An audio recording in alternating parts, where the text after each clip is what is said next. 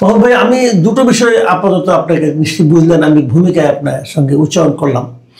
তার মধ্যে আমরা প্রথমত স্বাধীনতার ঘোষণা নিয়ে একটা আলোচনা করতে চাই, এই কারণে যে অতি সম্প্রতি আমরা দেখেছি যে সশস্ত্র বাহিনী দিবস উপলক্ষে সেখানে গিয়েছিলেন আমাদের প্রধান উপদেষ্টা। আমাদের প্রধান উপদেষ্টা একটা প্রসঙ্গ আবার তুলেছেন, সেটা হলো যে স্বাধীনতার ঘোষণা জিয়াউর রহমান দিয়েছেন এর সম্পর্কে। স্বাধীনতা যুদ্ধের সময় উনি এই দেশে ছিলেন না, উনি আমেরিকায় ছিলেন। তারপরে ওখানে থাকার পর উনি মানে কেন কিভাবে এই প্রসঙ্গ নিয়ে আলোচনা করলেন, করতে পারে আলোচনা যে কেউ করতে পারেন, কিন্তু ওনার মতো অবস্থানের থেকে যখন কেউ যখন আলোচনাটা করে সেই আলোচনাটা নিয়ে যদি আবার নতুন করে বিতর্ক তৈরি হয় সেটা হয় খুব আনফর্চুনেট। তো স্বাধীনতা যুদ্ধের সময় আপনি যে যথেষ্ট প্রাপ্তবয়স্ক ছিলেন মোটামুটি, আমি যতটুকু বুঝি, আপনি অনেক কিছু শুনেছেন, জেনেছেন, দেখেছেন। আপনার অভিজ্ঞতার আলোকে আমি বিষয়টা একটু জানতে চাই, আসলে স্বাধীনতার ঘোষণা বিতর্কটা কেমন, এটা নিয়ে বলার পর আমরা ওই বঙ্গবন্ধুর ভাষণে যাব। থ্যাংক ইউ, আপনি খুব সুন্দর একটা ইন্ট্রোডাক্টরি বক্তব্য রাখলেন।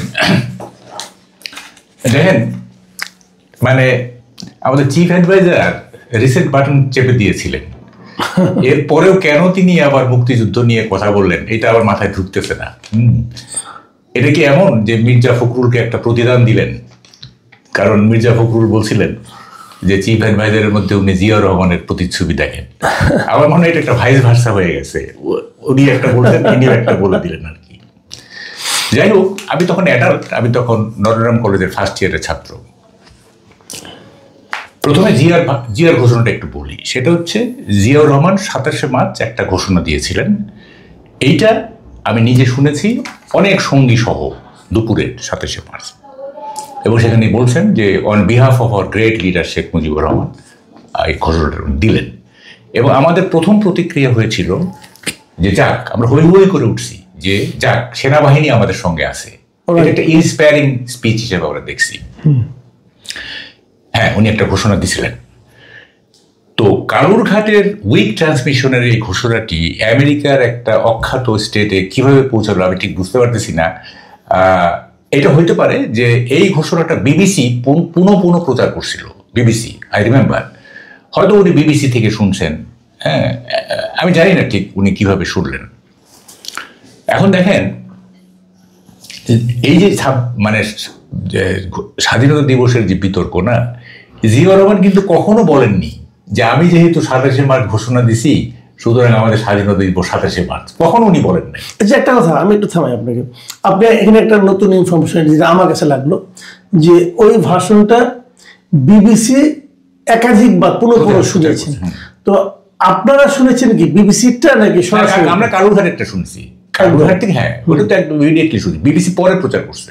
মানে কালুরঘাটে কি ওটাকে একাধিকবার বারবার প্রচার, অনেকবার প্রচার করছে।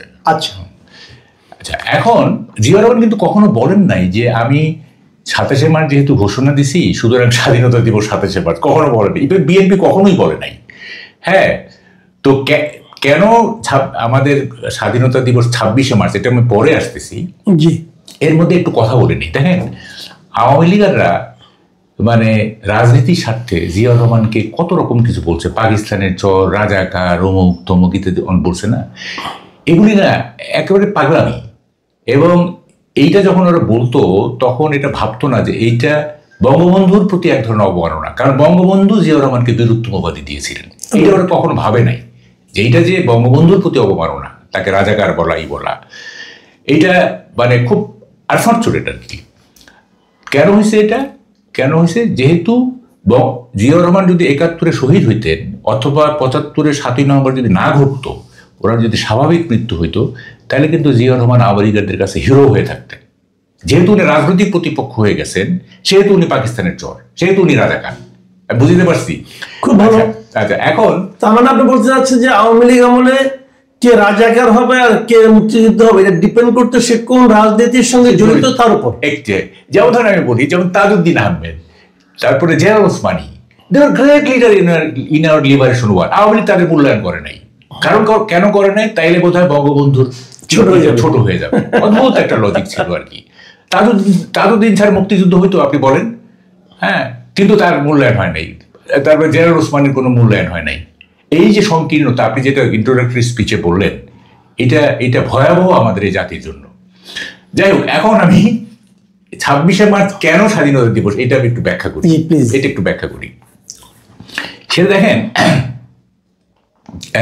কি বলে যে শুরুটা আমি শুরু থেকে বলি। 1970 সালের যখন নির্বাচন হলো, আমরা মানে জয়যুক্ত হলাম, 167টার মধ্যে 169টার মধ্যে সারা পাকিস্তানে 169টা পাইলাম। স্বাভাবিকভাবে আমরা ধরে নিলাম যে পাওয়ার ট্রান্সফার হবে এবং Sheikh Mujib will be the prime minister of Pakistan. এইটা আমাদের মধ্যে কোনো উদ্বেগ ছিল না, কোনো 70 সালে আমাদের মধ্যে কোনো উদ্বেগ ছিল না, ঠিক আছে। নির্বাচনের পরে বঙ্গবন্ধুর কাছে পাওয়ার ট্রান্সফার করা হবে। তো এখন ইয়াহিয়া খান 3 মার্চ পার্লামেন্টের অধিবেশন ডাকলেন, ঠিক আছে। তাহলে ওই অধিবেশনে শেখ মুজিবুর রহমান পাকিস্তানের প্রধানমন্ত্রী হিসেবে ডিক্লেয়ার করলেন। আমরা তো আসি।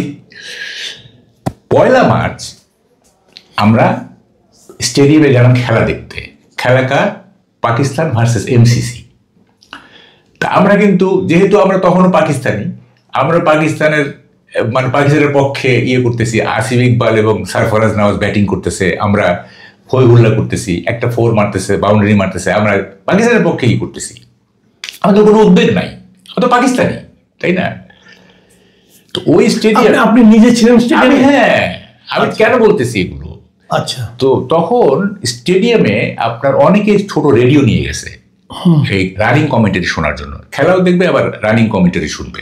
এটা একটা মজা আর কি, কারণ ক্রিকেট লিটারেচার তো একটা খুব পাওয়ারফুল লিটারেচার, শুনবে। এবং একটা সময় আপনার রানিং কমিটি বন্ধ করে বলা হলো যে ইয়াহিয়া খান এখন জাতির উদ্দেশ্যে ভাষণ দেবেন 1 মার্চ দুপুর 1টায়। তো উনি ভাষণ দিলেন। জাস্ট যখনই উনি বললেন যে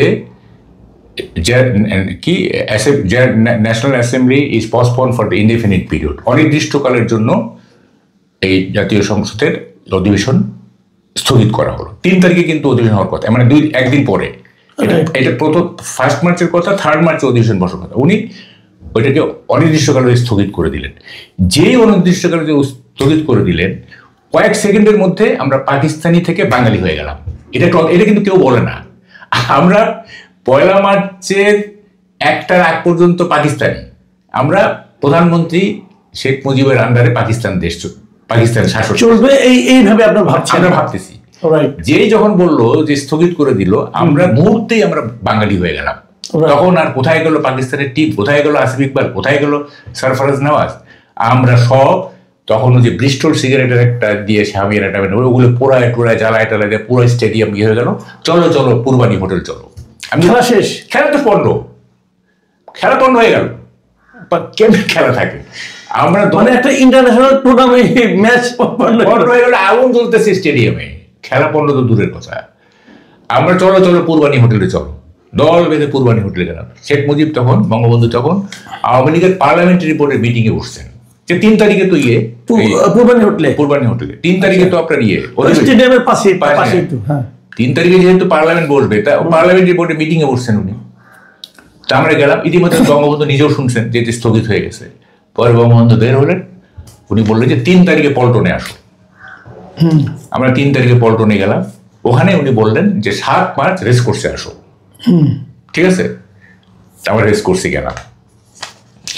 এখন আমি তো স্টেজের থেকে একটু দূরে ছিলাম। যাই হোক, সেখানে উনি কিন্তু স্বাধীনতার মূল ঘোষণা দিয়ে রাখলেন। কিরকম? উনি শেষে বললেন, অনেক কথা বলার পরে বললেন যে এবারের সংগ্রাম মুক্তির সংগ্রাম, এবারের সংগ্রাম স্বাধীনতার সংগ্রাম। দেখেন, খেয়াল করেন, আমি যদি হুকুম দিবার না পারি, ঘরে ঘরে দুর্গ গড়ে তোলো, তোমাদের যা কিছু আছে তাই নিয়ে প্রস্তুত থাকো। খেয়াল করেন কিন্তু কথা, এবারের সংগ্রাম স্বাধীনতার সংগ্রাম। আমি যদি হুকুম দিবার না পারি, ঘরে ঘরে দুর্গ গড়ে তোলো, তোমাদের যা কিছু আছে তাই নিয়ে প্রস্তুত থাকো। ঠিক আছে, এটা স্বাধীনতার ঘোষণা কিন্তু হয়ে গেল। কারণ উনি উনি উনি ওটাকে ধারণা করেছিলেন হয়তো ওনাকে হয়তো জনগণের সামনে আসতে দেওয়ার মতো পরিস্থিতি নাও হতে পারে। তাই ঘটছে। হ্যাঁ, তাই হচ্ছে। তারপর দেখেন, এটা হয়ে গেল। তো মাঝখানের কথাটা একটু পরে আসতেছি। তো ক্র্যাকডাউনটা কখন হলো?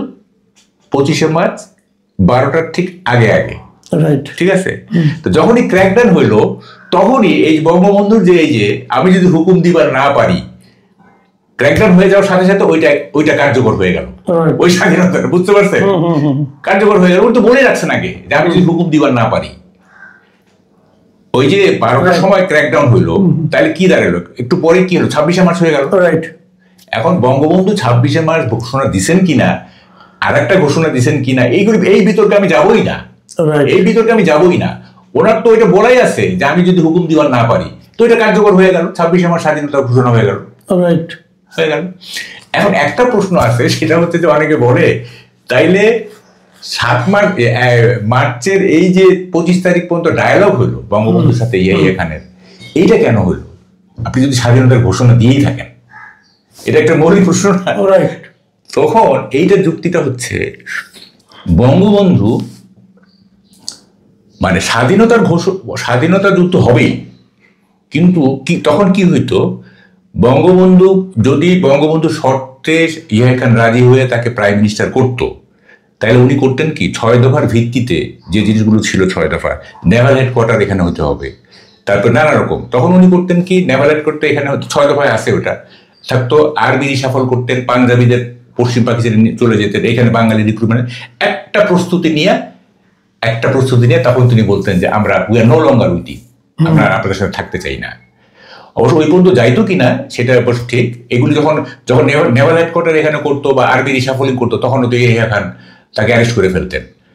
তখন যুদ্ধটা ওই সময় শুরু হইতো, মানে যেইটা 26শে মার্চ শুরু হয়েছে তখন আরেকটু প্রলং করতো, ঠিক আছে। তো এই যুক্তি খুবই মানে অপযুক্তি। উনি কেন ডায়ালগ করছেন? ওনার মাথায় তো আছে স্বাধীনতা, এখন এটা কিভাবে কার্যকর করতে হবে সেটা উনি জানতেন। আচ্ছা দেখেন, আরেকটা খুব বাজে একটা আছে, সেটা হলো যে উনি কেন উনি ইন্ডিয়াতে কেন গেলেন না? হ্যাঁ দেখেন, মানে উনি যদি ইন্ডিয়াতে যেতেন না, তখন বলতো কি আরে এটা তো ইন্ডিয়ার ষড়যন্ত্র, ইন্ডিয়ার দোষর তো ইন্ডিয়াতে যাবেই। পরে আপনি আইদার ওয়ে মুশকিলে আছেন আর কি। যদি ভারতে চলে যেত উনি তাজউদ্দিনের মতো, তাহলে বলতো কি এটা তো ইন্ডিয়ার ষড়যন্ত্র, এইটা তো উনি ইন্ডিয়াতে যাবেনি, তাই না? তো উনি যে ধরা দিচ্ছেন, এইটা হচ্ছে ওনার খুবই দূরদর্শিতা। যদি ধরা না দিতেন তাইলে ম্যাসাকারটা আরো বেশি হইতো। তারপরে ধর যে কি বলে যে এই ইন্টারন্যাশনালি এটা একটা হইতো, যেটা রেসিস্ট মুভমেন্ট, এটা একটা বিচ্ছিন্নতাবাদী আন্দোলন। উনি দেশের বাইরে থেকে একটা বিচ্ছিন্নতাবাদী আন্দোলনকে নেতৃত্ব দিচ্ছেন, এরকম একটা ন্যারেটিভ দাঁড় হয়ে যেত কিন্তু, বুঝছেন? তো এদের দূরদর্শিতা, উনি ঘোষণা তো দেওয়াই আছে, তারপরে উনি অ্যারেস্ট হইতে অসুবিধা কি আছে? হ্যাঁ, ভারতে গেলে বরং অসুবিধা আছে। দেখেন কতগুলি জিনিস এমন না, এই যে বলে যে আওয়ামী লীগ বঙ্গবন্ধু ভারতের কি অনুগত ছিল, আরে 3 মাসের মধ্যে সেনাবাহিনীকে ফেরত পাঠানো কোন ইতিহাসে আছে? সোভিয়েত ইউনিয়ন যে আফগানিস্তানে অকুপেশন করে কতদিন পরে গেছে? হ্যাঁ, স্বাধীনতার মাত্র উনি তো লন্ডন থেকে দিল্লিতে আইসা যখন 10 জনের আসতেছেন, প্রথম কথা ছিল ইন্দিরা গান্ধীকে, আপনি কবে সৈন্য ফেরত নিচ্ছেন? হ্যাঁ, এবং 16 ডিসেম্বর হলো এবং 17 মার্চ মানে তার জন্মদিনের আগেই তো ইন্ডিয়ান আর্মি চলে গেল। একটা মানে আপনি যদি বলেন যে এটা অকুপাইড আর্মি, অকুপেশন আর্মি, তাই তাকে তো বঙ্গবন্ধু ফেরত পাঠাই দিল ইন্ডিয়াতে, তাই না? তাকে কেমনে সে ইন্ডিয়ার দোসর হইলো? ইন্ডিয়ার দোসর হইতো সে এখানে ইন্ডিয়ান আর্মি রাখতো আরো বছরের পর বছর, তাই না? এই সমস্ত বাজে যুক্তি না, এগুলি মানে কেন বাজারে চলে আমি এটাই বুঝি না আর কি।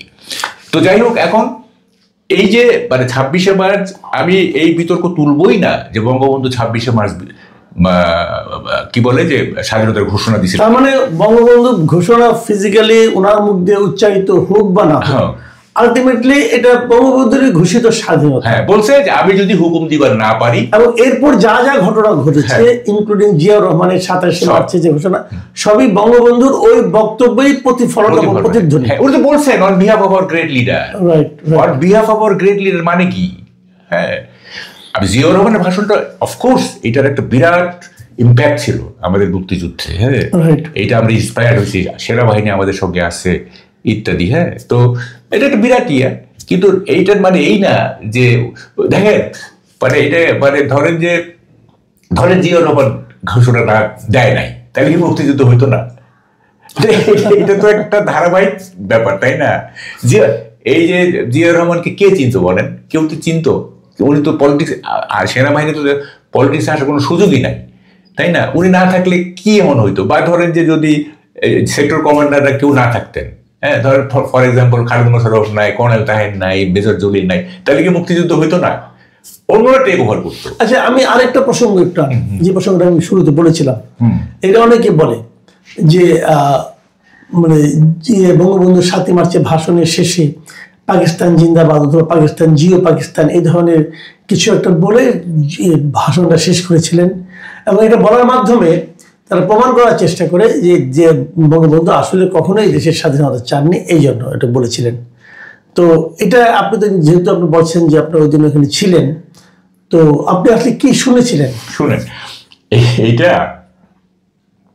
তখন জনগণ বঙ্গবন্ধুর চেয়ে আগায় গেছে, বঙ্গবন্ধু পিছিয়ে পড়ে গেছে। তখন বঙ্গবন্ধু এমনভাবে বাঙালিকে জাগ্রত করছেন, উদ্বেলিত করছেন, যে বঙ্গবন্ধু যদি তখন মানে পিছায় হাঁটতো তাহলে বঙ্গবন্ধু নিজেই আক্রান্ত হইতেন জনগণ দ্বারা, এমন জায়গায় উনি নিয়ে গেছিলেন আমাদেরকে। সুতরাং এইটা বলার কোনো স্কোপ নাই। আমি তো স্টেজের 25-30 হাত দূরে ছিলাম, এইটা উনি বলেন নাই।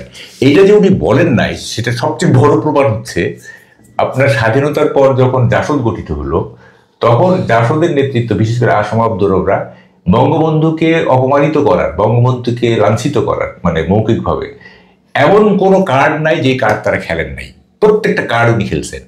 তাইলে বঙ্গবন্ধু যদি ওই দিন রেস কোর্সের ওই স্টেজ থেকে বলতেন পাকিস্তান জিন্দাবাদ, ওই স্টেজে তো রব ভাইরা ছিলেন, আসম রব ছিলেন, সিরাজুল রহমান, সবাই তো ছিল। তাইলে তো 72-73 এইটাই ওরা বলতো যে শেখ মুজিব আমাদের স্বাধীনতা চায় না। আপনারা শুনছেন না পাকিস্তান জিন্দাবাদ বলছে? আমরা স্বাধীনতা চাইছি, তখন রব ক্রেডিট দিত যে আমরা স্বাধীনতা চাইছি, শেখ মুজিব চায় নাই, শেখ মুজিব বলছে পাকিস্তান জিন্দাবাদ। কই এই কার্ড তো তারা ব্যবহার করতে পারে নাই, তার মধ্যে কার্ডই নাই, তো ব্যবহার করবে কি? আমি কি বুঝতে পারছি জিনিসটা? কিন্তু তারপরেও এই জিনিসটা নিয়ে অনেকে এরকম সিনিয়র অনেকে এই ধরনের কথা বললেন কেন, আমি এটা বুঝতে পারি না কেন এটা আলোচনা আসলো। শামসুর রহমানকে আমি ওনার বইটা আমি পড়েছি যে কালের ধুলায়, কালের মানে ধুলায় জীবনে কি লিখছেন। হ্যাঁ, আর আমি একে শামসুর রহমান কি লিখছেন, উনি লিখছেন ওখানে কি জিও পাকিস্তান বলেছেন, জিও পাকিস্তান বলে বক্তব্য শেষ। যদি কেউ এটা বলে থাকে আমি বলবো তারা হ্যালুসিনেশনে ভুগছে, হ্যালুসিনেশন আছে কিন্তু। হ্যাঁ, যদি এটা কেউ বলে থাকে, আমি শুনলাম না কেন, আমি তো ছিলাম, তাই না?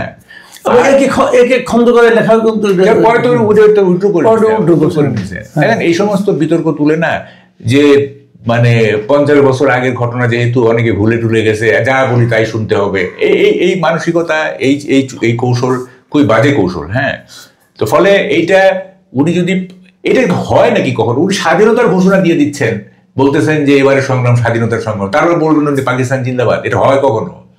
এটা সাধারণ লজিকের ব্যাপার। হ্যাঁ, আর ওখানে যদি উনি পাকিস্তান জিন্দাবাদ বলতেন তাহলে তো অনেকেই প্রতিবাদ করতো, এটা আপনি কি বলতেছেন, তাই না? অনেকেই তো প্রতিবাদ, বা তখনও যদি নাও করতো, পরে যখন জাসদ গঠিত হইলো, জাসদের এরা এটা ব্যবহার করতো না, এটা ব্যবহার করতো যে শেখ মুজিব তো স্বাধীনতা চায় না। আপনারা শুনছেন যে উনি পাকিস্তান জিন্দাবাদ বলছে, আমরা স্বাধীনতা চাইছি, আমরা শেখ মুজিবকে জোর করে স্বাধীনতা সংগ্রামে নিয়ে আসছি, বলতো না? তো অফকোর্স বলতো এটা, তাই না? ওরা তো এমন কিছু নাই যেটা জাসদ নেতৃত্ব শেখ মুজিবের বিরুদ্ধে ব্যবহার করে নাই, তাই না? তো এটা ব্যবহার করতো, তাই না? তো ফলে এইসব বলে লাভ নাই। আর এগুলি কোনো বিতর্ক আপনি বলেন? আমরা তো দেখতেছি কিভাবে স্বাধীনতা সংগ্রামটা হয়েছে, দীর্ঘদিনের বঙ্গবন্ধু নিরলস প্রচেষ্টার মধ্য দিয়ে বাংলাদেশের কোথায় না শুনি, মানে আনাচে কানাচে ঘুরে মানুষকে মোটিভেট করে কত রকমের কষ্ট করতে হয়েছে। হ্যাঁ, আগরতলা ষড়যন্ত্র মামলা যেতে হয়েছে, কত কিছু। হ্যাঁ, এখন কি সব বিতর্ক, মানে এসব কোনো মানে হয়? তো ফলে 26শে মার্চ আমাদের স্বাধীনতা দিবস, এবং বিনিয়োগ আছে, সেই সব বিনিয়োগ নিয়ে কি করবেন, কি করা যায় সেই পর্যালোচনার কথা বলছেন। একই সঙ্গে নতুন বিনিয়োগ তো তারা স্থগিত করে রেখেছেন। ফলে যে টোটাল একটা অবস্থা, আপনি ইকোনমিকে বাঁচানোর জন্য, মানুষকে বাঁচানোর জন্য, সর্বোপরি একটা স্বাভাবিক পরিবেশ ফিরিয়ে আনার জন্য বাংলাদেশে নির্বাচনটা অপরিহার্য হয়ে পড়েছে। এবং সেই নির্বাচনটা কখন হবে? আপনি যে প্রসঙ্গটি বলেছেন, যে আমি যদি বিএনপি থেকে ধরি, আপনি বলেছেন যে বাংলাদেশে এখন জামাতে ইসলামী এবং বিএনপি দৃশ্যমান ভাবে দুটি রাজনৈতিক শক্তি আছে, রাইট? আমি কিন্তু এই যে দৃশ্যমান রাজনৈতিক শক্তি বা দৃশ্যমান রাজনীতির বাইরে আমি আরো একটি অংশ দেখি। আমি দেখি যে বাংলাদেশে মূলত রাজনীতির যে বিভাজনটা, সেটি কিন্তু দুই ভাগে বিভক্ত। আপনি ধর্ম ভিত্তিক রাজনীতি আছে, দক্ষিণপন্থী রাজনীতি আছে, হ্যাঁ, কিন্তু তার বাইরে একটা বিশাল অংশ বাংলাদেশে কিন্তু সেকুলার রাজনীতি চায়, একটা ধর্মনিরপেক্ষ রাজনীতি চায়, প্রগতিশীল রাজনীতি চায়। তারা সকালবেলা উঠে ফজরের নামাজ পড়বে মসজিদে গিয়ে, তারপরে একটু হাঁটাহাঁটি করবে, বাসায় ফিরে গান শুনবে। এই যে এরকম মন মানসিকতার যে মানুষগুলো, সেই মানুষগুলোরও কিন্তু একটা রাজনীতি আছে। আপনি 5 জুলাইয়ের আন্দোলন কিংবা আগস্টে সরকার পরিবর্তনের পর বাংলাদেশে যে রাজনীতিটি তৈরি হয়েছে, সেইখানে কিন্তু এই জায়গাটা একটা শূন্যতা তৈরি হয়েছে। কিন্তু শূন্যতা তৈরি হয়েছে তার মানে কিন্তু এই না যে তারা একেবারে নাই হয়ে গেছে, তারা কিন্তু আছে। আপনাকে সেটি বিবেচনায় রাখতে হবে। তার মানে হচ্ছে আপনি বিএনপি, জামাতে ইসলামের যে রাজনীতিটা বাইরে থেকে দেখা যাচ্ছে, তার বাইরে যারা সেকুলার রাজনীতিকে বিশ্বাস করে বা সেকুলার রাজনীতি ধারণ করে এমন প্রার্থীকে নির্বাচনে খোঁজে, তাদেরও কিন্তু অস্তিত্ব আছে। আপনার তাদেরকেও বিবেচনায় রাখতে হবে। ফলে এই একটা টোটাল যে সিচুয়েশন, সেই সিচুয়েশনটা মাথায় রেখে আমাদেরকে নির্বাচনের ভাবনাগুলো ভাবতে হবে। এবং সেই গণভোট নিয়ে জামাতে ইসলামী যে কথাটি বলতে চাচ্ছে যে যদি একই দিনে নির্বাচন হয় তাহলে জেনোসাইড হয়ে যাবে। ভাই, জেনোসাইড কেন হবে? হ্যাঁ, জেনোসাইড একবার হয়েছিল তো বাংলাদেশে 1971 সালে। পাকিস্তানি হানাদার বাহিনী আমাদের বাংলাদেশের সাধারণ মানুষের উপর তারা আক্রমণ করেছে, নির্বিচারে গণহত্যা করেছে। সেই জেনোসাইড হয়েছে। জামাতও সহযোগী ছিল সেখানে, এই জামাতের সহযোগী ছিল, পার্টনার ছিল জামাতে ইসলামী। সো তারা কি আমাদেরকে সেই পুরনো দিনের সেই বিষয়টা আবার নতুন করে মনে করিয়ে দিচ্ছে? এবং যখন আপনি জেনোসাইড বিষয় নিয়ে কথা বলবেন তখন কিন্তু আমাদের মনে আরো একটি প্রশ্ন আসে। আমি আবার আপনাকে আবার একটু বাংলাদেশের যে রাজনীতির বিভাজনটা, সেই রাজনীতির বিভাজনের দিকে কিন্তু আমি আপনাকে দৃষ্টি দিতে বলবো।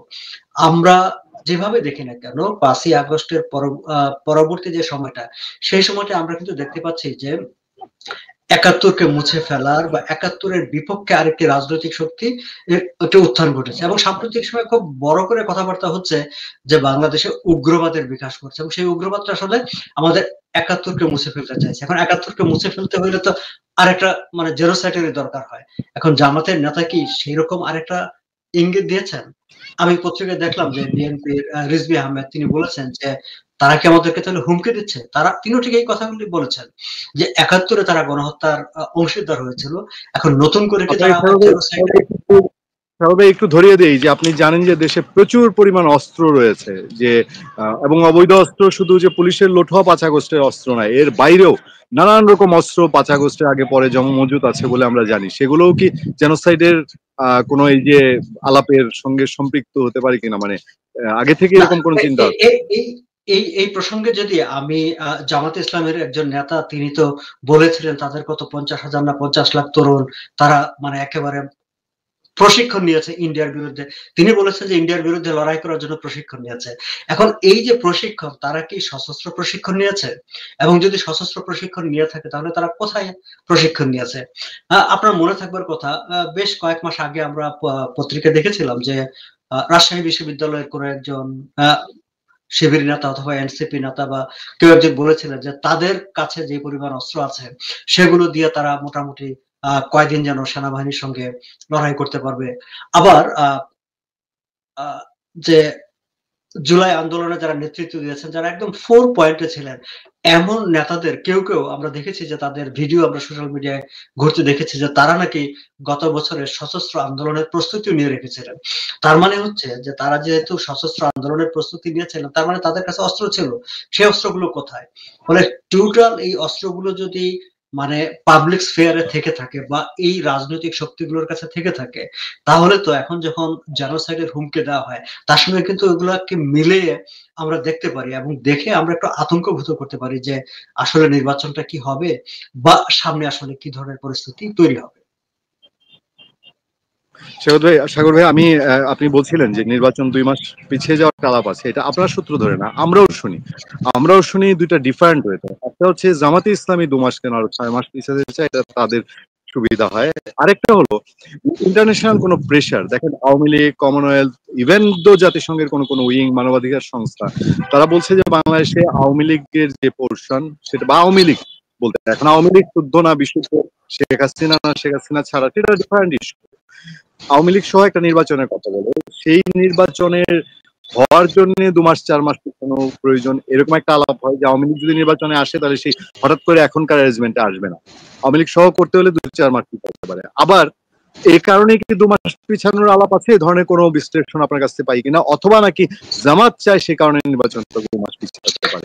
জামাত, কোন দিকটা আসলে আপনি জামাতের কথা যদি বলেন যে আমার বিশ্লেষণ তো বলে যে জামাত ইসলামী, এনসিপি তারা তো আসলে নির্বাচনই চাচ্ছে না। তারা তো মনে করে যে যতদিন এভাবে থাকা যায়, কারণ দে আর এক্সারসাইজিং দ্য পাওয়ার, তারা তো পাওয়ারটাকে এক্সারসাইজ করছে, কাজে তাদের এই মুহূর্তে নির্বাচনের কোনো দরকার নেই।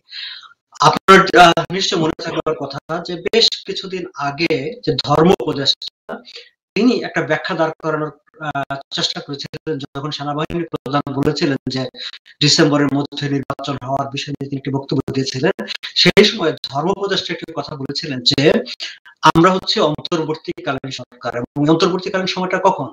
আওয়ামী লীগ যেই সময় থেকে ক্ষমতা ছেড়ে দিয়েছে তার পরবর্তী যে নির্বাচনটি হবার কথা, অর্থাৎ 2029 সাল, এই যে মাঝখানের সময়টা, সেটা হচ্ছে অন্তর্বর্তী সরকার। সম্প্রতি আরো একজন অ্যাডভাইজার কিন্তু এই কথাটা বলেছেন। আবার এই সরকারের যদি আমরা ক্যারেক্টারটা দেখি, সরকারের মূল কন্ট্রোলটা হচ্ছে জামাত ইসলামের কাছে।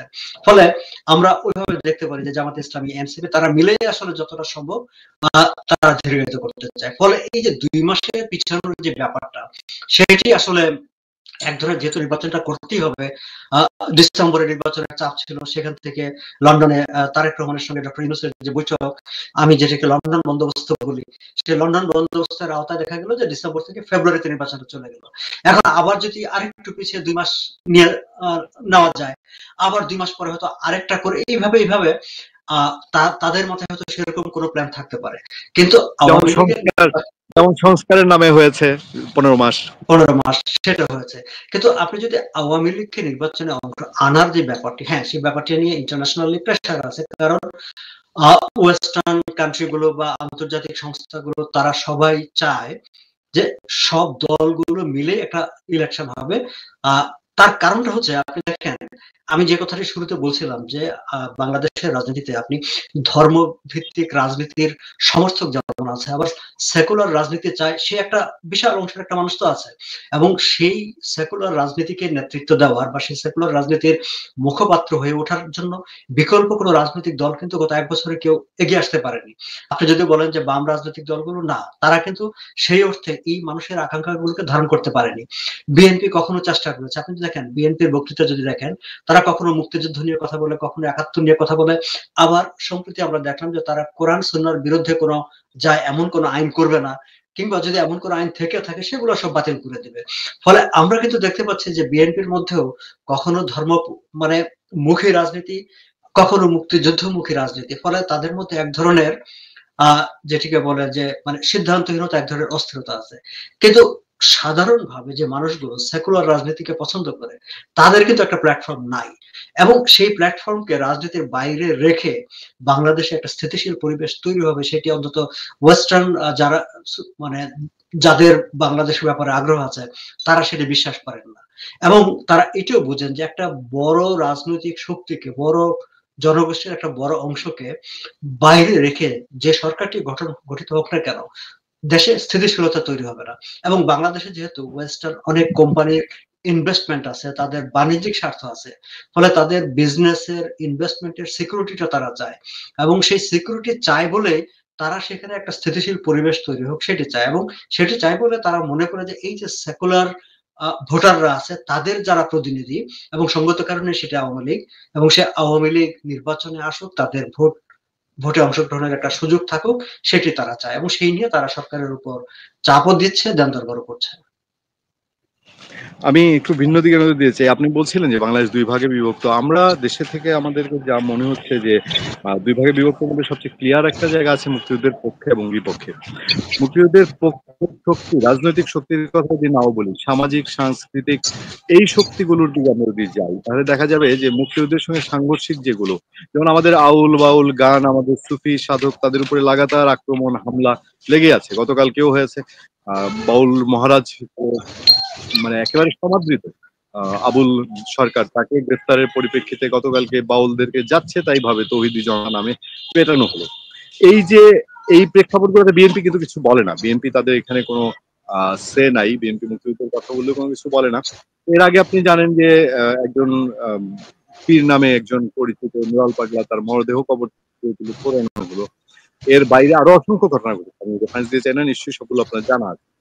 এই প্রেক্ষাপটে বাংলাদেশ আসলে এগুলো সামাজিক সাংস্কৃতিক প্রেক্ষাপট, কিন্তু রাজনীতিতে এগুলো প্রভাব ফেলে। আসলে এখানে কি দুই ভাইয়ের বিভক্ত না, এবং এটা কি ক্লিয়ার ইঙ্গিত করে না যে এই সরকারের সময়ে সরকার, বিএনপি, জামাতে ইসলামী তারা দেশের অর্ধেক বা অর্ধেকের বেশি পোর্শনকে নিয়ে একটা দিকে বাংলাদেশ মুখ করছে? এটি এখন ধরেন অনেক বিশ্লেষকরা প্রকাশ্যে বলতে শুরু করেছেন, এবং অনেক বাইরের যেই শক্তিগুলো আছে, আমি বাইরের শক্তি বলতে ইন্টারন্যাশনাল ফোর্সেস, যাদের বাংলাদেশের ব্যাপারে আগ্রহ আছে, যারা বাংলাদেশের শুভাকাঙ্ক্ষী, বাংলাদেশের বন্ধু হিসাবে বিভিন্ন সময় অ্যাক্ট করেছে, সামনে অ্যাক্ট করতে চায়, তারাও কিন্তু একটা আশঙ্কা প্রকাশ করেছে যে বাংলাদেশে আসলে উগ্রবাদের বিকাশ ঘটেছে। এখন এক মানে যে গত বছরের জুলাইয়ের যে আন্দোলনটি হয়েছে বা যে প্রক্রিয়ায় সরকার একটু কম করলে হয় না? যেমন ধরেন অ্যামনেস্টি ইন্টারন্যাশনাল বা হিউম্যান রাইটস ওয়াচ তারা কিন্তু বিবৃতি দিয়েছে, উদ্বিগ্ন হয়েছে, এবং তারা এই বিচারের প্রক্রিয়াটা নিয়ে প্রশ্ন তুলেছে। খুব স্বাভাবিক এই প্রশ্নটা তারা তুলেছে এই সময় এসে, যার কারণে যারা এই তাজুল ইসলাম গং মানে ডাইনে জামাতি বায়ে জামাতি, তাদের প্রয়োজন পড়ে গেছে একজন আইনজীবী নিয়োগ করার জন্য, যিনি দেখতে, কথায় এবং পরিচয় নন জামাতি হিসেবে আমরা সকলেই চিনি। এবং সেইখানে মাইসেলফ অ্যালান স্বপন বহুত দিন পরে পরিচয় গোপন রাখার চেষ্টা শেষ করে জেডাই খান পান্না স্বপ্রণোদিত হয়ে গিয়ে এই চাকুরিটা নিয়েছেন। এই চাকুরিটা নেওয়ার মাধ্যমে তিনি তার চেহারা ব্যবহার করা হবে এটা বোঝানোর জন্য যে উনি একজন মুক্তিযুদ্ধের সপক্ষের শক্তির লোক, জান প্রাণ দিয়ে উনি শেখ হাসিনার পক্ষে মামলা লড়বেন। এবং উনি প্রাথমিক প্রতিক্রিয়া বলেছেন যে শেখ হাসিনা এত অসহায়, সেই অসহায় শেখ হাসিনাকে উদ্ধার করার জন্য তার পক্ষে উনি আগ্রহ ভরে এই মামলায় গিয়েছেন। আমি জানি না, মানে শেখ হাসিনার অনেক টেলিফোন আলাপ ইদানিং আমি সোশ্যাল মিডিয়ায় শুনি, মানে উনি বিভিন্ন জায়গায় নেতা কর্মীদের সাথে কি যেন আছে না, টেলিগ্রাম, তারপরে আরো কি ভাইবার, হোয়াটসঅ্যাপ, বিভিন্ন জায়গায় উনি ওনার মতো কথা বলে থাকেন, সিগন্যাল। তো কোথাও ওনাকে আমার কখনো অসহায় মনে হয় নাই, এবং উনি এই পরিমাণ অসহায় হয়ে গিয়েছেন যেটা কেউ টের পেল না, যেটা এখান পান্নাই টের পেলেন। এটা খুব মজার বিষয়। প্রিয় দর্শক, সিরিয়াসলি আমাদেরকে বুঝতে হবে জেডাই খান পান্নাকে এখানে দেওয়ার পিছনে মূল কারণটা কি, এটা নিয়ে আমরা আলোচনা করব। এবং আমাদের বিজ্ঞ আলোচক যারা আছেন, বিজ্ঞ অনেক বড় বুদ্ধিজীবীরা যারা আছে, তারা সাধারণত এইসব আলোচনার পরে বলে থাকেন বিচারের ভার দর্শকদের কাছে দিয়ে দিলাম। আমি বিচারের ভার দর্শকদের কাছে দিয়ে যাব না। বিচারের ভার জবনিকা উপনিকা যেটাই বলেন, শেষে আমি আপনাদেরকে উপসংহারে আমার কথাটা বলে যাব।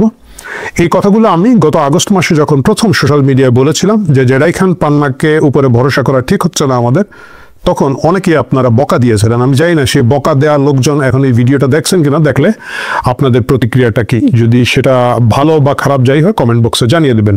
মূল কথায় আসি, আপনাদেরকে 2024 সালের জুলাই আগস্ট মাসে যেতে হবে। আন্দোলনে যখন উত্তাল গোটা বাংলাদেশ, বিভিন্ন জিনিস যখন একের পর এক আসছে, এবং প্রতিটি জিনিস, প্রতিটি পদক্ষেপ যখন আওয়ামী লীগের বিরুদ্ধে যাচ্ছে, ক্ষমতাসীনদের বিরুদ্ধে যাচ্ছে, শেখ হাসিনার বিরুদ্ধে যাচ্ছে, তখন বোঝাই যাচ্ছিল যে এন্ড অফ দ্য ডে এই সরকার টিকবে না। মানে আপনি 18-19 জুলাই 20 জুলাইয়ের পরে মোটামুটি এক ধরনের ভাব তৈরি হয়ে গিয়েছিল যে গণবিক্ষোভ তৈরি হচ্ছে, এবং সেই গণবিক্ষোভটা তৈরি হওয়ার সকল উপাদান সেখানে ছিল। আপনি দেখবেন যে ছোট বাচ্চাদেরকে মারা হচ্ছে, মানে একেবারে যাকে মারলে আমার আপনার হৃদয়টা কেঁপে উঠবে, আপনি তাড়না বোধ করব যে এটা প্রতিরোধ করতে হবে, এখানের জন্য আমাদেরকে কথা বলতে হবে, নামতে হবে। এই ধরনের সকল উপাদান যখন ওই আন্দোলনের মধ্যে ছিল, তখন একটা প্রশ্ন খুব পরিষ্কারভাবে 20, 21, 22 তারিখের পরে উঠলো, এটা কি আসলে গণ আন্দোলন নাকি এটা জামাত শিবিরের পরিচালনায় একটা নিখুঁত গণ অভ্যুত্থানের দিকে বা গণবিক্ষোভের দিকে এটাকে নিয়ে যাওয়া হচ্ছে? এই প্রশ্নটা তখন খুব কম সংখ্যক লোকজন তুলেছেন, কিন্তু তুলেছেন। অনেকেই তখন বিকল্প কোথায়, শেখ হাসিনা থাকবেন না মেনে নিচ্ছি, শেখ হাসিনা চলে যেতে হবে মেনে নিচ্ছি, এগ্রি করছি, কিন্তু বিকল্প কোথায়, এবং সেই বিকল্প কি ফার রাইট উগ্র ডানপন্থীদের হাতে এসে পৌঁছাচ্ছে কিনা না, সেই প্রশ্নটা তুলেছেন। সেই প্রশ্ন যখন ঢাকার মধ্যবিত্ত, ঢাকার সাধারণ মানুষের মধ্যে এক ধরনের দ্বিধা, একটা চ্যালেঞ্জ, খুবই অল্প সংখ্যক লোকজন বারবার এই জিনিসটা ফ্ল্যাগ করছেন যে এই সরকার পতনের সাথে সাথে জামাত শিবিরের হাতে বা উগ্র ফার রাইটিস্টদের হাতে এই দেশ চলে যাবে, এবং তার মাধ্যমে আরো বেশি বড় বিপর্যয়ে এই দেশ পড়বে। তখন প্রথমেই আপনি দেখবেন এই লোকগুলা সেটাকে ডিফেন্ড করার জন্য এসেছেন। কিভাবে এসেছেন? 29 জুলাই প্রথমে একটা রিট করা হলো হাইকোর্টে যে পুলিশকে বলতে হবে, আদালত থেকে আদেশ দিতে হবে পুলিশ যাতে গুলি না করে। প্রিয় দর্শক, আইন সম্পর্কে যাদের ন্যূনতম ধারণা আছে তারা জানেন আদালত কখনোই এই ধরনের একটা আদেশ দিতে পারেন না, কারণ পুলিশের আইনে আছে পুলিশ প্রয়োজন বোধ করলে, পুলিশ যদি জননিরাপত্তার প্রয়োজন মনে করে কোথাও যদি আক্রমণ ঠেকাতে হয় তাহলে সে গুলি করতে পারবে। তার একটা প্রসেস প্রক্রিয়া আছে, কিন্তু তাকে আপনি একেবারে চোখ বেঁধে বলে দিতে পারবেন না যে কোনো অবস্থাতে সে গুলি করবে না। তখন কিন্তু গোটা বাংলাদেশে পুলিশ মেরে ঝুলিয়ে রাখা শুরু হয়ে গিয়েছে, বিভিন্ন জায়গায় আক্রমণ শুরু হয়েছে। এর আগে আমরা দেখেছি ভয়ঙ্করভাবে বিটিভি ভবন, সেতু ভবন পুড়িয়ে দেওয়া হয়েছে, মেট্রো রেল পুড়িয়ে দেওয়া হচ্ছে, বিভিন্ন ধরনের উপাদান তৈরি হয়ে গিয়েছে। এবং পুলিশ বিভিন্ন জায়গায় গুলি করার ব্যাপারে তাদের যে হাত পা বেঁধে দেওয়ার যে উপায় সেটা আদালতের আসলে নাই, আদালত পারে না। এটা যখন সাধারণ মানুষ জানেন, এটা আইনজীবীরাও জানেন, কিন্তু তারপরেও জেডাই খান পান্না, তারপরে ধরেন মঞ্জুর আল মাতিন, তারপরে সারা হোসেন ছিলেন, খুব সম্ভবত অনিক হক বা অভিক হক নামে একজন ব্যারিস্টার আছেন, ওনারা ছিলেন। ওনারা আদালতে গিয়ে রিট করলেন। রিট করার মূল কারণটা হচ্ছে, মূল সিগন্যালটা দেওয়ার কারণটা ছিল যে প্রো ৭১ মুক্তিযুদ্ধের পক্ষে শক্তি, বীর মুক্তিযোদ্ধা জেডাই খান পান্নার মতো লোকজন এই আন্দোলনের সামনে আছেন, তারা এই আন্দোলন করছেন। এবং বাইরে যারা বারবার বলছিলেন যে এটার পিছনে জামাত শিবিরের একটা সুদূর প্রসারী পরিকল্পনা এবং প্ল্যান ওয়াইজ আন্দোলনটা হচ্ছে, তাদেরকে তখন ডিমোরালাইজড করে দেওয়া বা তারা যে সিগন্যালটা পাবলিকের কাছে দিচ্ছিলেন সেই সিগন্যালকে বাতিল করে দিল এই জেডাই খান পান্নার মতো লোকজন যখন সেখানের মধ্যে গেলেন। কারণ এর আগ পর্যন্ত যত লোকজন একটু দ্বিধার মধ্যে ছিল, জেডাই খান পান্নার মতো বীর মুক্তিযোদ্ধা অ্যাডভোকেটকে দেখার পরে লোকজন ভাবলো যে না, এই আন্দোলনে আসলে মুক্তিযুদ্ধের পক্ষে শক্তিরাই আছে, এখানের মধ্যে জামাত শিবির। শুধুমাত্র এই এজেন্ডা বাস্তবায়ন করা ছাড়া এই রিটের আর আসলে কোনো কারণ ছিল বলে আজকে ১ বছর পরে যদি আপনি পর্যালোচনা করেন, ঠান্ডা মাথায় করেন, আপনি দেখবেন যে নাই। কারণ ওনারা যে রিটটা নিয়ে গিয়েছেন তারা জানতেন যে আদালতের পক্ষে এই আদেশ দেওয়া সম্ভব নয়, তারপরে তারা গিয়েছেন তাদের চেহারা দেখানোর জন্য। শুরু হলো সেই ২৯শে জুলাইয়ের সেই রিট, সেটা অবভিয়াসলি গেল এবং তারই ধারাবাহিকতা ৫ আগস্ট আসলো। আমি সেই আলাপে আপনাদের সাথে না যাই, মায়ের কাছে মাসির গল্প করে লাভ নেই, আপনারা আমার চেয়ে ভালো জানেন। যাই হোক, তার পরবর্তীতে কি হলো দেখেন। তার পরবর্তীতে সারা বাংলাদেশে শেখ হাসিনা সরকার পড়ে যাওয়ার পরে মূল ব্যবসা যেটা শুরু হলো সেটা হলো মামলাবাজির ব্যবসা। সবাইকে দোষর বানানো হবে, হত্যা মামলা দেওয়া হবে, ২০০-৩০০ করে এক একটা মামলায় আসামি। এই আসামিগুলা কারা করে? এই যে বৈষম্য বিরোধী ছাত্র আন্দোলনের কিছু নেতাকর্মী, যেগুলো এখন কিছু কিছু এনসিপিতে আছে, কিছু এনসিপির বাইরে আছে, এরা করছে। এদের কেউ কেউ আবার নিজে আহত, সে একই মামলা করছে যে একবার সে চিটাঙ্গে আহত হয়েছে, পরের দিন সে নাকি শ্যামলীতে আহত হয়েছে, ২ জায়গায় চোখ হারাইছে বা পা হারাইছে। মানে একদম বাটপাটি শুরু হয়ে গেল। ৩০০ লোককে আসামি করা হয়, ১ লাখ টাকা করে যদি নেওয়া যায় এদের কাছ থেকে, সবার কাছ থেকে তো নেওয়া যাবে না, ধরেন ১০০ লোকের কাছ থেকে নেওয়া গেলে এক একটা মামলার ভ্যালু দাঁড়ায় ১ কোটি টাকা মিনিমাম। এই এদের চাঁদাবাজির বাইরে আমরা দেখলাম আমাদের বিএনপির লোকজনও কিন্তু এইসব চাঁদাবাজি মামলাবাজির মধ্যে, এবং বিভিন্ন ধরনের সিস্টেম শুরু হলো। যিনি নিহত হয়েছেন তার পরিবার হয়তো খুব গ্রামে থাকেন, খুব প্রত্যন্ত অঞ্চলে ভোলা বা নর্থ বেঙ্গলের কোন একটা জায়গায় থাকেন, তার কাছ থেকে গিয়ে কাগজপত্র এনে, এবং বাদীরা বলছেন আমরা তো কাউরে চিনি না। এই ব্যবসাটা শুরু হলো। এই ব্যবসার ধারাবাহিকতায় মামলা হলো, একটা মামলা মেরাদিয়ায়, সেখানে ২১শে অক্টোবর তারিখে ২০২৪-এর মামলা হলো, মুখস্থ একটা ৩০০ লোকের মার্ডার কেস, সেখানে জেডাই খান পান্নার নাম চলে আসলো। আমরা হা হা হু হু করে উঠলাম, রিডি করে উঠলাম, হায় হায় করে কি সর্বনাশ। প্রিয় দর্শক, আপনারা জিনিসটা খেয়াল করে দেখবেন, যখন এই ধরনের হত্যা মামলা হয়েছে, যার নাম এসেছে, যাকে দেখা গেছে তাকে গ্রেফতার করেছে এবং কাউকে জামিন দেয় নাই। ব্যতিক্রম জেডাই খান পান্না। আমি বলছি না যে অন্যদেরকে জামিন দেওয়া হয় নাই বলে ওনাকে জামিন দেওয়া উচিত হয় নাই, মোটেও তা বলছে না। আমি বলছি ওনার জামিন পাওয়াটা অধিকার এবং বাকিদেরও অধিকার ছিল, তারা বঞ্চিত হয়েছেন। জেডাই খান পান্না ভাগ্যবান, উনি জামিন পেয়েছেন, খুব ভালো কথা। সেই জামিনের আবেদনের আইনজীবীকে আপনারা যদি একটু খুঁজে দেখেন, যে অনেকগুলো আইনজীবীর নাম আছে, খুব ইন্টারেস্টিং নাম আছে। শিশির মনিরকে আপনারা চিনেন? বাংলাদেশ ইসলামী ছাত্র শিবিরের ঢাকা বিশ্ববিদ্যালয় শাখার সাবেক সভাপতি, যিনি একজন খুব প্রথিতযশা আইনজীবী এবং খুব ইন্টারেস্টিং মামলা করে থাকেন। যেমন ধরেন আবরার হত্যা মামলায় উনি স্পেসিফিক ৫ জন আসামির পক্ষে মামলা লড়েছেন, ছাত্রলীগের 5 জন, যাদের 5 জনের মধ্যে প্রধান আসামি যে সে আবার 5ই আগস্টের পরে গোপনে কারাগার থেকে তাকে বের করে দেওয়া হয়েছে, 6 মাস লুকিয়ে রাখা হয়েছিল। এই প্রশ্নগুলো আমরা অনেকবার করেছি, অনেক আলাপ এসেছে। আবরার হত্যার সাথে শিবিরের সংশ্লিষ্টতা নিয়ে যৌক্তিক প্রশ্ন উঠেছে বারবার। মানে ছাত্রলীগ তো মেরেছে, কিন্তু ছাত্রলীগের কতগুলো ছাত্রলীগ, কতগুলো গুপ্ত শিবির ছিল, সেই প্রশ্নগুলো এসেছে। সেই শিশির মনির জেডাই খান পান্নার আইনজীবী। জেডাই খান পান্না নিজে একজন খুব প্রথিতযশা আইনজীবী, এবং তিনি আইন ও সালিশ কেন্দ্র, ব্লাস্ট, এইরকম বড় বড় আইনজীবী প্রতিষ্ঠান যেগুলোতে ধরেন কয়েকশো আইনজীবী হয়তো কাজ করে থাকেন, ওনার নিজের একটা বড় চেম্বার, সেখানে অনেক আইনজীবী, ওনার সিনিয়র অ্যাডভোকেটদের মধ্যে অধিকাংশই ওনার বন্ধু বান্ধব, ভালো ভালো আইনজীবীরা, খ্যাতিমান আইনজীবীরা। তিনি নিজেও একজন খ্যাতিমান আইনজীবী। কাউকে পাওয়া গেল না ওনার জামিনে শুনানি করার জন্য। শিশির মনিরকে পাওয়া গেল? এই প্রশ্ন আমি করতে চাই না। একজন বীর মুক্তিযোদ্ধা কেন একজন জামাত শিবিরের ফেস যে উকিল, তার মাধ্যমেই কেন জামিন আবেদন করতে হলো, সেটা তিনি ভালো বলতে পারবেন, আমরা বলতে পারবো না। তারপরে কি হচ্ছে দেখেন, তারপরে এই বছর 5 আগস্ট এসে প্রেস বিজ্ঞপ্তি দিয়ে উনি মঞ্চ 71 বলে একটা সংগঠন তৈরি করলেন। 5ই আগস্টের পরবর্তী বর্ষপূর্তিতে মঞ্চ 71 বলা যেতে পারে। 1 বছর কেক কেটে উদযাপন না করে মঞ্চ 71 নামে উদযাপন হলো। এর আগ পর্যন্ত জেডাই খান পান্না একজন ভিকটিম, মুক্তিযুদ্ধের পক্ষের শক্তি, মুক্তিযুদ্ধের খুবই বড় ভয়েস হিসাবে উনি একদম একের পর এক মিডিয়া অ্যাপিয়ারেন্স, একের পর এক ইউটিউব অ্যাপিয়ারেন্স, টক শো করে টোরে একটা ব্যাপক কে দেবে আশা, কে দেবে ভরসা, কে দেবে কি আছে না সিরাজউদ্দৌলার ডায়লগের মতো, সেই ডায়লগের মাঝখানে আমরা পেলাম মুক্তিযুদ্ধের সপক্ষের শক্তি এই মাত্র আছেন বাংলাদেশে একজনই, জেডাই খান পান্না।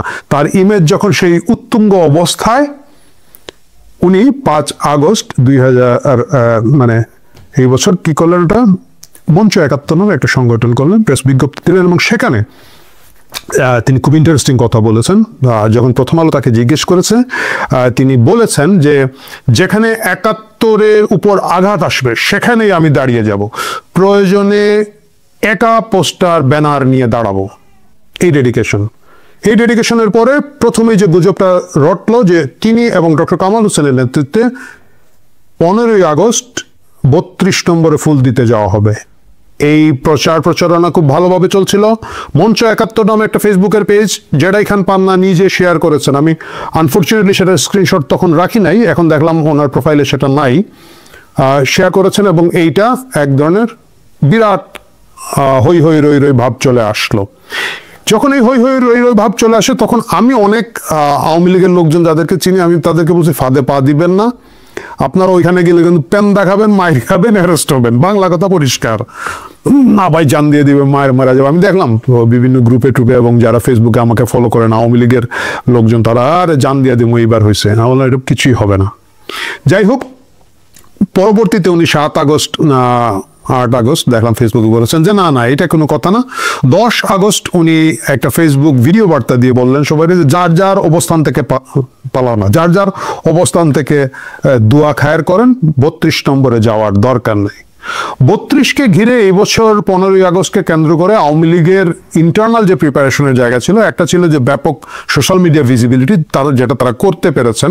বড় বড় নায়ক নায়িকা, গায়ক গায়িকা, ক্রিকেটার, খেলোয়াড় অনেককেই 15ই আগস্টে শোক প্রকাশ করেছেন। এবং দ্বিতীয় ছিল তাদের এক ধরনের 15ই আগস্ট কেন্দ্রিক 32 নম্বর কেন্দ্রিক একটা পরিকল্পনা ছিল, যেটা জেডাই খান পান্না এবং ডক্টর কামাল হোসেনের নাম শুনে ইনিশিয়ালি থেমে যায়, ব্লক হয়ে যায়, এবং যেটা শেষ পর্যন্ত হয় নাই। 15ই আগস্ট ডক্টর কামাল হোসেনের নামটা জড়িয়ে যে নিউজটা দেওয়া হলো, সেটা যে কোনো ভিত্তি নেই, এটা কিন্তু আমরা অনেকেই আগে থেকে আশঙ্কা করেছিলাম। কিন্তু 15ই আগস্ট জেডাই খান পান্না যে কাজটা করলেন, উনি ফেসবুকে দাবি করলেন যে তাকে গৃহবন্দী করে রাখা হয়েছে। তিনি বললেন আমি গ্রেফতার নই, অ্যারেস্ট নই, কিন্তু আমি গৃহবন্দী। আবার আমরা হা হা হি হি রি রি করে উঠলাম, ডিডি পড়লো চারদিকে, কি বলে একজন বৃদ্ধ সিনিয়র আইনজীবীকে গৃহবন্দী করে ফেললো এই সরকার, ডক্টর ইউনূস সরকারের তো আর তো মেনে নেওয়া যাচ্ছে না। এই ভিত্তিতে যেটা হলো, যেখানে জেডাই খান পান্নার মতো লোককে গৃহবন্দী করে ফেলেছে, 15ই আগস্ট আওয়ামী লীগের যে সেলা পেলা লোকজন যেগুলো গিয়ে মায়ের মুর খাইতো, ওই একজন রিক্সাওয়ালা এবং 2-1 একেবারেই বেকুব লেভেলের আওয়ামী লীগ ছাড়া কেউ 15ই আগস্টে ওই ঝুঁকিটা নেয় নাই। পরবর্তীতে জেডাই খান পান্না আমাদেরকে জানালেন, সেই একই স্ট্যাটাস কারেক্ট করে, যে না ওনাকে কেউ গৃহবন্দী করে নাই, মানে বাইরে থেকে ওনার ফ্যামিলি ওনাকে বেরিয়ে আসতে দেয় নাই। ভালো। এই সেই জেরাই খান পান্না যিনি 10 দিন আগে বীর দর্পে বলেছিলেন যে যেখানে 71-এর উপর আঘাত আসবে সেখানে আমি দাঁড়িয়ে যাবো, প্রয়োজনে একা দাঁড়িয়ে যাব। উনি একা দাঁড়াতে পারেন নাই। আমি খুব অবভিয়াসলি ধরে নিচ্ছি ওনার পরিবার ওনাকে নিয়ে খুব উদ্বিগ্ন ছিলেন। উনি অনেক বয়স্ক, শারীরিকভাবে সুস্থ নন এবং তারা আসতে দেন নাই। কিন্তু এই কথাটা যদি উনি সকালে বলে ফেলতেন তাহলে হয়তো কথাটার অন্য মানে দাঁড়াতো। কিন্তু তখন উনি যেভাবে নিজেকে গৃহবন্দী দাবি করেছিলেন, পরবর্তীতে দেখা গেল যে ফ্যামিলির বাইরে আসলে ওনাকে কেউ গৃহবন্দী করে নাই। গেল 5ই আগস্টের গল্প, আমরা 15ই আগস্টের গল্প আমরা এখানে শেষ করলাম। এর পরবর্তীতে আমরা যাব 28 আগস্টে। কিন্তু তার আগের আরেকটা ইন্টারেস্টিং গল্প হচ্ছে 12ই আগস্ট। 12ই আগস্ট তিনি ট্রাইব্যুনালে গিয়ে আবেদন করলেন, আবদার বলাটা ঠিক হবে না, আবেদন করলেন শেখ হাসিনার পক্ষে তিনি মামলা লড়তে চান। ফুটেজ খাওয়া, আমরা যেটাকে বলি কাঁচা ভাষায়, ফুটেজ খাওয়া ছাড়া এটা আর কোনো কারণ আমার অনেক বন্ধু বান্ধব পাইলেন না। যারা বিশেষ করে আইনজীবী যারা আছেন, যারা তারা অনেকের সাথে আমার এমনি ক্যাজুয়াল গল্প হয়, তারা বললেন যে না না এটা তো মামলা শুরু হয়ে গিয়েছে। আর ওই যে কি একজন আছে না খুব হাসে, আমির হোসেন ভাই, অ্যাডভোকেট আমির হোসেন, উনি তো মামলা চালাচ্ছেন, এখানে সুযোগ নাই। খুব ইন্টারেস্টিং ব্যাপারটা হচ্ছে জেরাই খান পান্না নিজে কিন্তু গিয়ে ট্রাইব্যুনালে এই কথাটা বলেন নাই। এই কথাটা বলেছেন আইনজীবী নাজনীন নাহার। আইনজীবী নাজনীন নাহারকে, আইনজীবী নাজনীন নাহার হচ্ছেন জেনারেল জিয়াউল আহসানের আপন বোন এবং আইনজীবী যিনি ট্রাইব্যুনালে জেনারেল জিয়াউল আহসানের পক্ষে মামলাটা লড়ছেন। খুব উদ্ভট এবং অবাক হওয়ার বিষয় নয়। মানে উনি তো ট্রাইব্যুনালে অন্যান্যভাবে যোগাযোগ করতে পারতেন, কেন জেনারেল জিয়াউল আহসানের বোনের মাধ্যমেই বা ওনাকে যেতে হবে কেন? তখনই একটা আশঙ্কা তৈরি হলো যে যেরকম করে আইজিপি মামুন রাজসাক্ষী হয়েছেন, এইরকম কোনো একটা চেষ্টা সরকারের পক্ষ থেকে করা হচ্ছে কিনা, যেখানে জেনারেল জিয়াউল হাসানকে পরবর্তী মামলাগুলোতে রাজসাক্ষী করা হবে এবং সেটাকে ডাইভার্ট করার বিভিন্ন প্রক্রিয়ার মধ্যে জেরাই খান পান্না যদি শেখ হাসিনার আইনজীবী হন হয়তো কোনো এক জায়গায় উপকার আসতে পারে। আমি নিজে আইনের তো প্রসেস প্রক্রিয়া জানি না, কিন্তু এই আশঙ্কার কথাগুলো আমাদের মধ্যে বিভিন্ন সময় ক্যাজুয়ালি আলাপ হয়েছে। আচ্ছা, গেল সেইটাতে তিনি সাকসেসফুল হলেন না। তারপর আসলো 28 আগস্ট, রিপোর্টার্স ইউনিটি। সেখানে মঞ্চ 71-এর নামে একটা আলোচনা অনুষ্ঠান করা হলো, যেটার মূল উদ্যোক্তা দুজনের একজন হচ্ছেন জেরাই খান পান্না। যথারীতি ডক্টর কামাল হোসেনের নাম ব্যবহার করা হলো। আমি যথেষ্ট সন্দেহ রাখি যে ডক্টর কামাল হোসেন আদৌ জানতেন কিনা না যে সেই প্রোগ্রামে তিনি চিফ গেস্ট, এরকম কিছু। বাট যেহেতু ডক্টর কামাল হোসেনের নাম বলা হয়েছে, মুক্তিযোদ্ধাদের কথা বলা হয়েছে, মুক্তিযুদ্ধের কথা বলা হয়েছে, এখানে অনেক লোকজন গেলেন, সিনিয়র লোকজনরা গিয়েছিলেন সেখানের মধ্যে। যাওয়ার পরে অনুষ্ঠান শুরু হলো। অনুষ্ঠানের আয়োজক জেরাই খান পান্না আর ওইখানে নাই। আমরা শুনলাম অনুষ্ঠানে হামলা হয়েছে, যথারীতি মব হয়েছে এবং সেখানে কার্জন স্যার বা আমাদের মঞ্জুর হক পান্না সহ বিশেষ করে লতিফ সিদ্দিকীকে খুবই অপমান করে এবং অন্যান্য সিনিয়র মুক্তিযোদ্ধাদেরকে অপমান করে, ফিজিক্যালি অ্যাসল্ট করে হামলা করা হয়েছে। খুব উদ্বেগের সাথে আমরা এখানে দেখতেছিলাম জেরাই খান পান্না কোথায় আছেন, উদ্যোক্তা আয়োজক, উনি কি গ্রেফতার হয়েছেন, কি হয়েছে? আমি দেখি উনি উনার চেম্বারে বসে ফেসবুকে লাইভ করছেন। উনি ভেন্যুতে ছিলেন না, এলাকায় ছিলেন না। এবং তখন আমরা যখন হালকাভাবে এটা নিয়ে প্রশ্ন করলাম, যে ব্যাখ্যাটা উনি দেন বা দেওয়ার চেষ্টা করেন, এই ব্যাখ্যা, এই যোগফল আজ পর্যন্ত আমি মিলাতে পারিনি। উনি বলেছেন যে উনার যেতে দেরি হয়েছে, উনি অসুস্থ ছিলেন, স্ত্রী অসুস্থ ছিলেন, হাসপাতালে ছিলেন বা কোনো একটা মেডিকেল প্রসেসের মধ্যে ছিলেন। ফেয়ার এনাফ, হতেই পারে, এটা হওয়া খুবই স্বাভাবিক। আমরা তার পরিবারের সকলের সুস্থতা কামনা করি। কিন্তু উনি ওইখানে গেলেন এবং উনি খুব ইন্টারেস্টিং কথা বলছেন। উনি যখন ওই এলাকায় গেছেন, ওনার গাড়ি থেকে যেন বাড়ি দিয়েছে, উনি ভেবেছেন ট্রাফিক ড্রাগ এডিক্ট বা কেউ একটা বাড়ি দিয়েছে। উনি একটু রাগ করেছেন, কিন্তু ওনার ড্রাইভার চালাকি করে ওনাকে নিয়ে এখান থেকে চলে গিয়েছে। ড্রাইভার আমাকে নিয়ে আমার গাড়ি, আমি একটা জায়গায় যাব, একটা জায়গায় আমি আন্দোলন দেখেছি বা মিটিং দেখেছি, সভা দেখেছি, সেখান থেকে আমাকে নিয়ে চলে গেল, মানলাম, চলে গেল। পরবর্তীতে এই যে লতিফ সিদ্দিকী সহ বাকিদেরকে যে গ্রেফতার করা হলো অন্যায়ভাবে 12 ঘন্টা আটকে রেখে, তারপরে তাদেরকে যে গ্রেফতার করা হলো, জেরাই খান পান্না যিনি মাত্র 2-3 সপ্তাহ আগে বলেছিলেন যে কেউ না দাঁড়ালে উনি একা দাঁড়িয়ে থাকবেন ব্যানার, ফেস্টুন, প্ল্যাকার্ড নিয়ে, এদের মুক্তির দাবিতে কোনো আন্দোলনে জেরাই খান পান্নাকে আমি খেয়াল করি নাই। আপনারা যদি কেউ খেয়াল করে থাকেন, ছবিটা বা মন্তব্যের ঘরে তথ্যটা দিয়ে যাবেন। আমি খেয়াল করি নাই। গেল। তো তারপরে কি দাঁড়ালো, সম্প্রতি আমরা দেখলাম সাংবাদিক পান্না এবং লতিফ সিদ্দিকী ওনারা দুজন জামিনে মুক্তি পেয়েছেন, এবং সেই জামিনের আবেদন যারা করেছেন অ্যাডভোকেট সারা হোসেন করেছেন, এবং জেডাই খান পান্না রাষ্ট্রপক্ষ যখন এটা আপিল করতে গেছে, জেডাই খান পান্নার নামও আমি পত্রিকায় দেখেছি এই দুজনের ব্যাপারে। কিন্তু ওইখানে 16 জন গ্রেফতার হয়েছিলেন। বাকিরা কি মুক্তি পেয়েছেন? প্রিয় দর্শক, আপনারা কিছু জানেন? বাকিরা যদি মুক্তি না পেয়ে থাকেন, তাদের কোনো জামিন মুভে কি জেডাই খান পান্না বা অ্যাডভোকেট সারা হোসেনের নাম কোনো পত্রিকায় আপনারা দেখেছেন? আমি মিস করেছি, এটা হতেই পারে, কিন্তু আমার ধারণা বাকিরা মুক্তি পান নাই। বিশেষ করে এখানে কিছু মানুষকে নিয়ে আমি খুবই উদ্বেগ